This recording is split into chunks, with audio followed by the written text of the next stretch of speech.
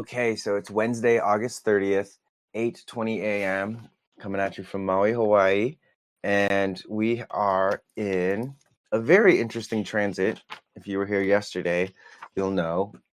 The sun is in gate 40 and the earth is in gate 37, which those are paired up in the body graph. As if you can see right here, I'm going to zoom in on my app and show you.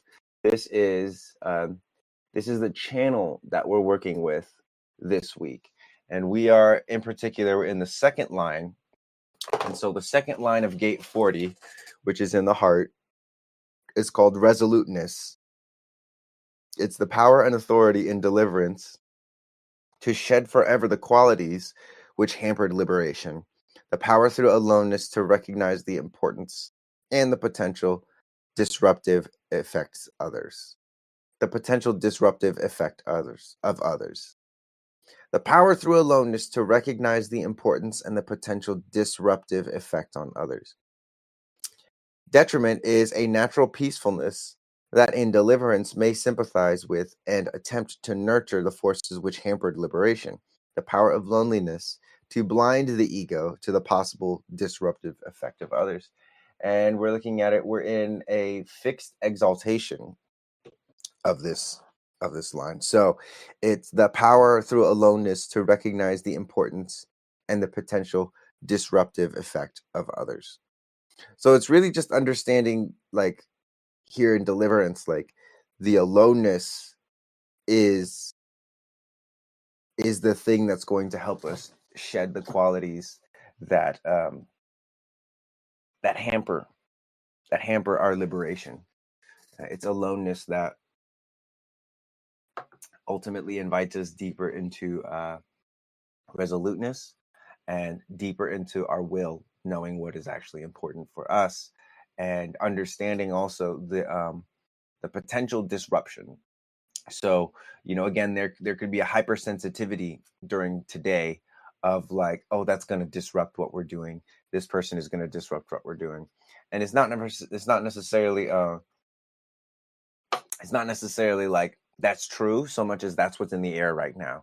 So again, always come back to your strategy and authority to find out if that's actually true for you, because you might be projecting some of the transit energy onto somebody else and it's not actually disruptive and they're not disrupting your aloneness. But again, because of the transit, and especially if you don't have gate 40 or you don't have gate 4037 especially, again, there will be a hypersensitivity to this instance. I've been more of a recluse. That's just the transit. Right. Yeah. So, I mean, there's a lot of other gates and a whole line that's really like recluse.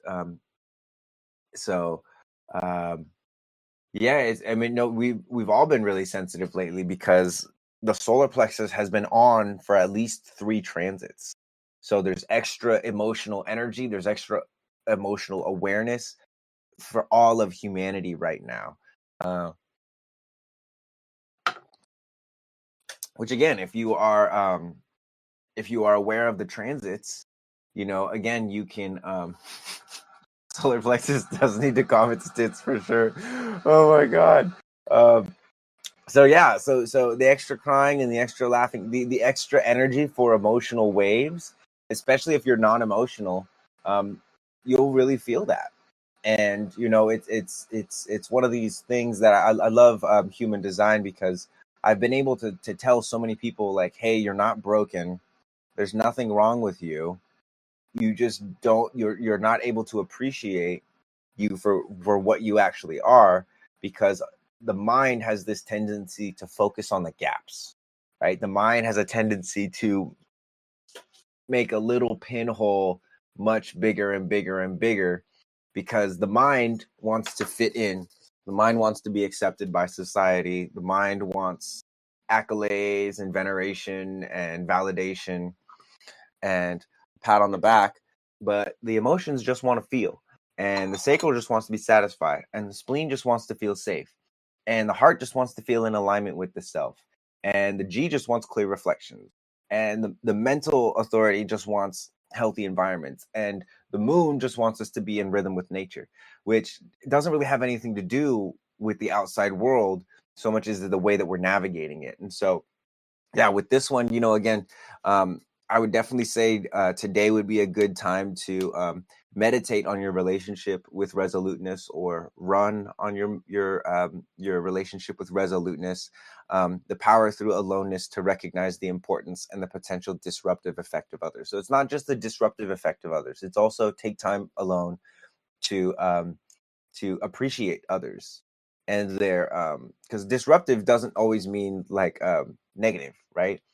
Sometimes you have a friend in your life or someone in your life who is disruptive, and that's helpful for you, because sometimes you run your mouth a little bit too much, and the other person that says, shut up, Marco, why are you even saying that? And I'm like, oh, why am I even saying, so it's really about again, it's a transition between struggle and liberation, and ultimately you can't have that. You can't have one without the other.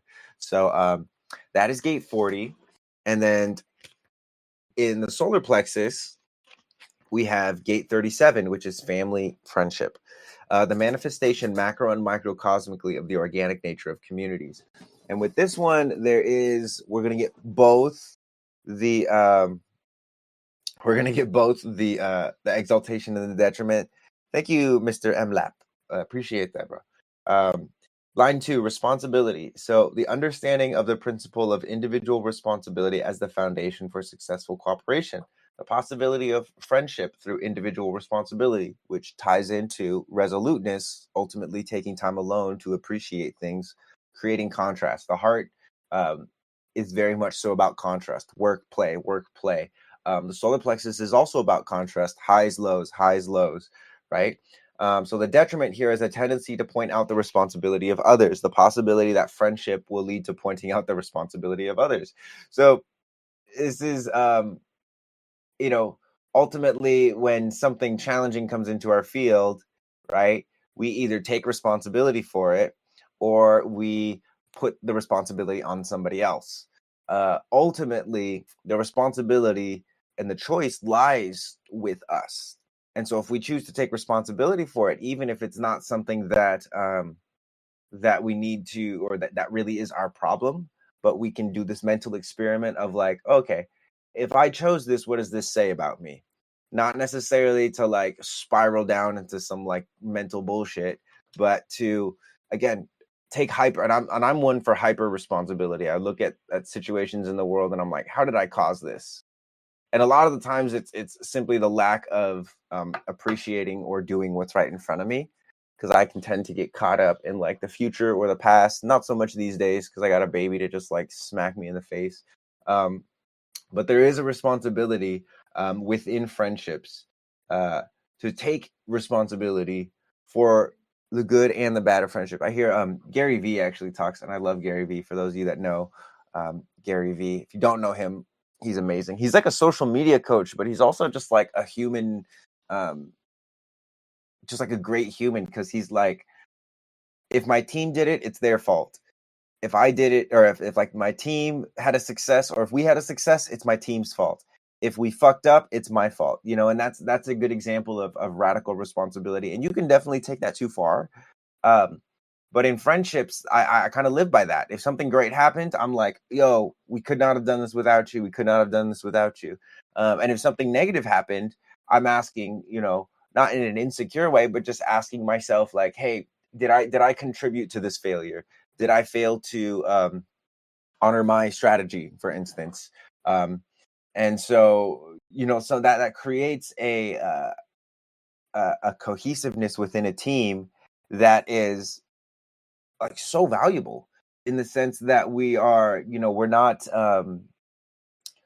blaming others for failure, and but we're also not taking the wins and like glory hogging, right? So he says, oh my god, nah, I do that in an insecure way. Yeah, I get it. And it's like, I wonder about what chart that's coming from, because for me, I have gate 48, and I have that in I think it's in my Saturn. No, it's in my Jupiter. And so in terms of seeking the depth, is like 48 is how you say, where the potential of light is unrecognized, available, and unknowable. The redeeming value in such transcendence is such a stage as It's such a stage which can give strength to those afflicted, where the development of taste and depth is a long-term process. So for me, I'm looking at my expansion as a long-term process, and so I noticed that when I ask questions like that, like where did I mess up, from the mind, it like there's no problem really to solve, because we've already made the mistake or made the failure. But looking at it through my 48.3, and again, 3 is this this martyr line, this one that like bumps into stuff. Um, Embracing the gradual nature of personal growth and development, like a student who recognizes the value in consistent effort in mastering a subject. I look at it grounded through gate 48. Most of my questions on like how could I be better, I ground it in one of my gates, and so that it has a context. It's not like I'm trying to solve this problem because I want people to look at me better or validate me, or I don't want to make mistakes because I know I can't not make mistakes. I'm a 3-5. But I'm looking at it through the lens of depth. I'm looking at it through the lens of, okay, how is this going to help me maintain maintain a consistent student relationship with life, as opposed to asking, where did I fuck up or what did I do wrong, as a means of how you say spinning the mind, right? I'm looking at it as a way of, again, within my circuitry, I look at it through gate 48, and then I also look at it through I would say like gate 22. And my 22 is also in the third line, and 22 is like openness and grace. Ultimately, it's the form as definition and actualization of substance, possibility for perfected openness through the alignment of energy awareness. So it's basically like the ability to polish my expression is another gate that I look at it through. And those are two awareness centers. Now I have 43 in the mind, which is kind of like the weird ideas. Which if you have 43, let me know, because I'm about to read it. Unique knowing that is both personal and collectively of value. That's the 6th line of it. It's called breakthrough. And then the detriment is where the value of knowing is more important than other aspects of life.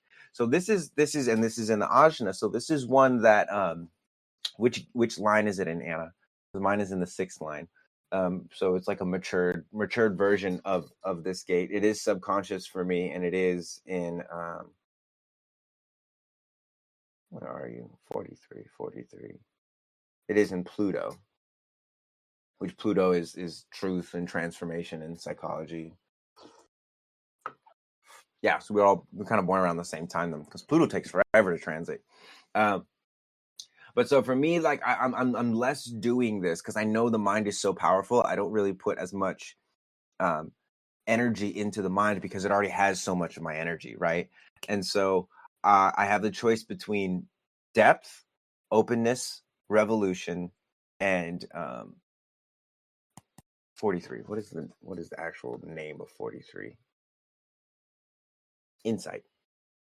Those are in my awareness centers, right? And so when I'm asking questions, especially ones that my mind is prone to attaching to and spiraling down and determining my worth off of, I'm going to choose I'm going to choose depth. I'm going to choose revolution. I'm going to choose openness over insight.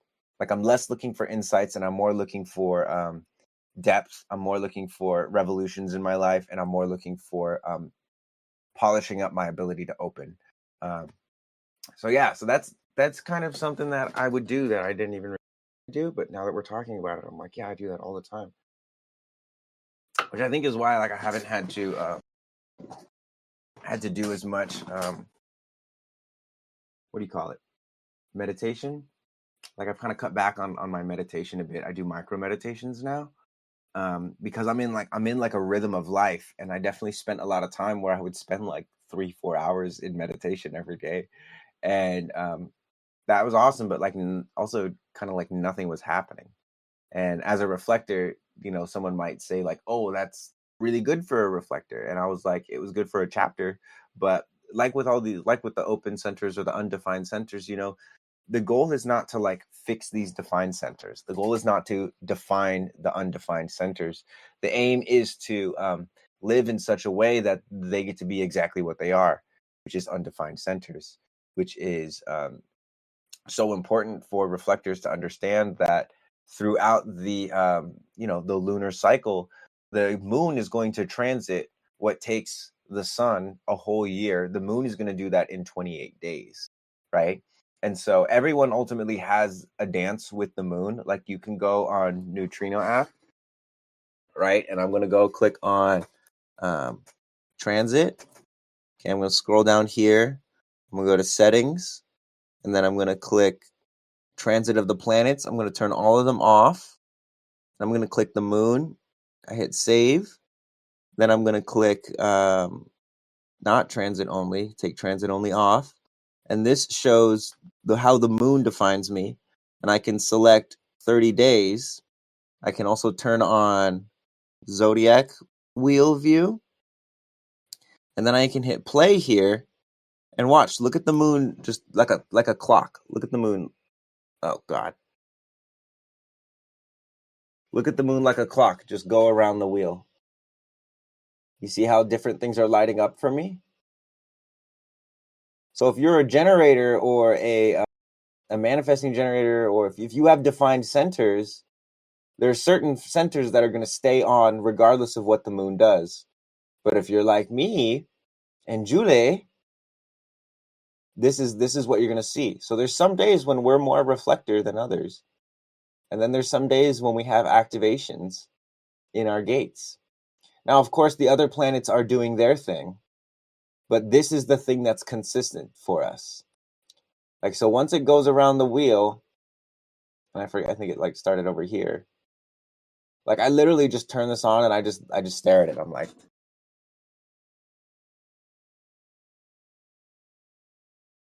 and I'm not necessarily trying to like learn, like, oh, okay, and then I'm gonna do this. Like my mind really wants to do that, but it's more so just about like witnessing. And you can do. So one thing that I really like about this is one of the features that I told Alexander. I was like, hey, 7 days. Okay, so we can look at 7 days.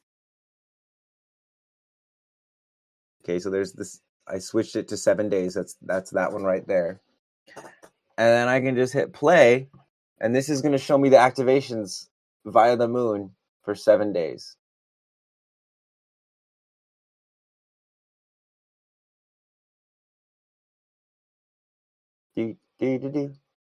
Oh, I didn't turn the loop on. So then this is one thing that I will look at. And this is one more that my mind can wrap around as opposed to the 30 days. But just being able to see, okay, August 30th, August 31st, September 1st. Okay, there's some quite a nice little stretch of reflector days on the 3rd, on the 4th. This turns on. And so, again, it's just one of these ways that's like human design is a living thing, which is what I love about it. It's not as much as there is definition and things are fixed within our charts. Human design is alive, and it's through the transits that we get our aliveness, and that your body graph is breathing in a way. And it's breathing in this these transits that we were talking about, gate 40 and gate 37, and it's exhaling your expression, right? Your throat is the manifestation center of you, and you are manifesting your experience. You're not manifesting a new car or anything like that, or you're manifesting your circuitry, and either the clarity of your circuitry and the acceptance of your circuitry through your body, or you're manifesting complaining and resistance of yourself in yourself. So with that being said, again, this has been one of my favorite things to do here on the Discord, is because this helps me a lot. This helps me to understand, like, for instance, I love when the heart is defined. I have 2 dormant gates in the heart.